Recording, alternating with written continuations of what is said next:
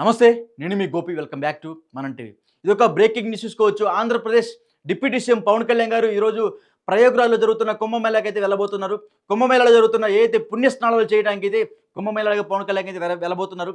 పవన్ కళ్యాణ్‌తో పాటు ఉత్తరప్రదేశ్ సీఎం యోగి ఆదిత్యనాథ్ ఇద్దరు కలిసి పుణ్యస్నానాలు అయితే ఆచరించబోతున్నారు. సో ఇదే అంశం గురించి పూర్తిగా తెలుసుకోవడానికి మా కరెస్పాండెంట్ రాఘవ ఉన్నారు. రాఘవ, చెప్పండి, ఎన్ని గంటలకి పవన్ కళ్యాణ్ గారు ప్రయోగరాజ్ వెళ్ళబోతున్నారు? గోపి ఇప్పటికే అయితే పవన్ కళ్యాణ్ అయితే బయలుదేరిన పరిస్థితి అయితే ఉంది. ఏదైతే గన్నవరం ఎయిర్పోర్ట్ నుంచి అయితే ప్రయాగరాజ్కి అయితే వెళ్ళనున్నారు. వారణాసి ఎయిర్పోర్ట్లో దిగే అవకాశం ఉంది. అయితే వారణాసి ఎయిర్పోర్ట్ నుంచి ముందుగా అయితే ప్రయాగరాజ్కి సంబంధించిన గంగా పుణ్యస్థాన నది ఒడ్డుకి అయితే వెళ్తారు. అక్కడ పుణ్యస్థానాలు ఆచరించిన అనంతరం అయితే కాశీ విశ్వేశ్వరుడు ఆలయాన్ని కూడా సందర్శించే అవకాశం ఉంటుంది. అయితే ప్రయాగరాజ్లో అయితే Pawan Kalyan AP deputy CM కావడంతో భారీ భద్రతని ఇప్పటికే ఏర్పాటు చేసేందుకు సమాచారం అవుతుంది. ఎవరైతే సీఎం ఉత్తరప్రదేశ్ సీఎం యోగి ఆదిత్యనాథ్ కూడా పవన్ కళ్యాణ్తో కలిసి మీట్ అయ్యి పుణ్యస్నానం ఆచరించే అవకాశం ఉంది. అయితే పవన్ కళ్యాణ్ అదేవిధంగా తన తనయుడు అకీరానందన్ వీరిద్దరూ కూడా పుణ్యస్నానానికి ఉన్నట్టుగా అయితే సమాచారం అందుతుంది. కొంత సిబ్బంది మాత్రమే, ఎందుకంటే మెగాస్టార్ కుటుంబానికి సంబంధించిన కానీ ఎవరు కూడా రాని పరిస్థితి అయితే ఉంది. కేవలం పవన్ కళ్యాణ్, అకీరానందన్ మాత్రమే. రాఘవ, ఒకటి ప్రస్తుతానికే ఇప్పుడు ఏదైతే ప్రయోగరాలు జరుగుతున్న కుంభమేళాలో సాధారణంగానే తొక్కిసలాట జరుగుతూ ఉంటుంది.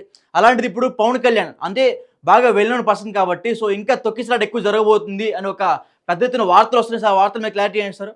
ఖచ్చితంగా పవన్ కళ్యాణ్ అనే వ్యక్తి ఈ రాష్ట్రంలోనే కాదు, ఆంధ్ర, తమిళనాడు, అదేవిధంగా ఉత్తరప్రదేశ్లో కూడా బాగా ప్రాచుర్యం చెందిన వ్యక్తి కావడంతో అయితే భద్రతా సిబ్బంది అయితే ఇప్పటికే అప్రమత్తమైన పరిస్థితి ఉంది.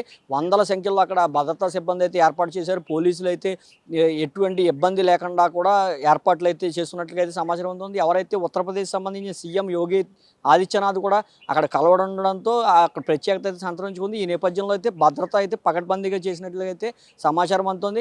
ఎటువంటి ఇబ్బంది లేకుండా గతంలోనే మనం చూసాము. తమిళనాడు, కర్ణాటక కూడా ప్రముఖ ఆలయాలను అయితే పవన్ కళ్యాణ్, అకీరానందన్ వెళ్ళి దర్శించడం జరిగింది.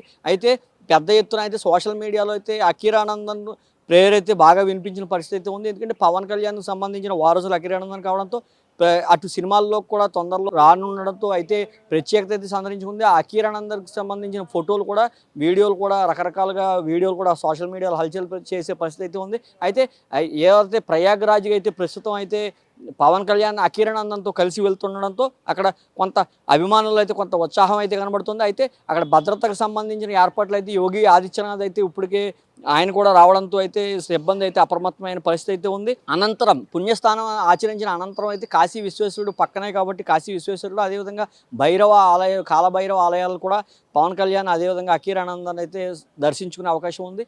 అయితే ఈ నిన్న లోకేష్ అదేవిధంగా సతీమణి కుమారుడు కూడా ఈ పుణ్యస్థానాల్లో ఆచరించడం జరిగింది. ప్రయాగ కుంభమేళలో అయితే పాల్గొనడం జరిగింది.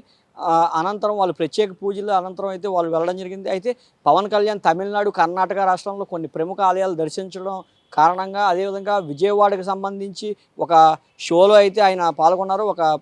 ఇది ఎన్టీఆర్కి సంబంధించిన ఒక ట్రస్ట్కి సంబంధించిన ప్రోగ్రాంలో అయితే ఆయన పాల్గొనడం జరిగింది. అక్కడ 50 లక్షల రూపాయల విరాళం కూడా ఆయన ప్రకటించిన పరిస్థితి అయితే ఉంది. ఈ నేపథ్యంలో ప్రస్తుతం ఖాళీ అయిన అనంతరం అయితే ఈరోజు ఉదయం నుంచి ఇప్పుడు బయలుదేరే అవకాశం ఉంటుంది. బయలుదేరి ప్రయాగకు చేరుకునే అవకాశం ఉంటుందంటూ కూడా సమాచారం అందుతుంది.